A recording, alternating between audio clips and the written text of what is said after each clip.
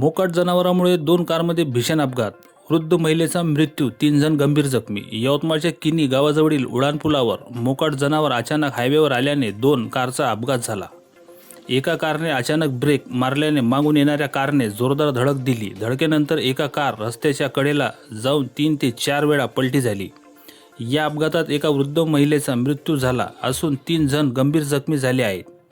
अपघातानंतर गावकऱ्यांनी घटनास्थळी धाव घेतली. पलटी झालेल्या कारचा दरवाजा तोडून गावकऱ्यांनी 3 जखमींना बाहेर काढले.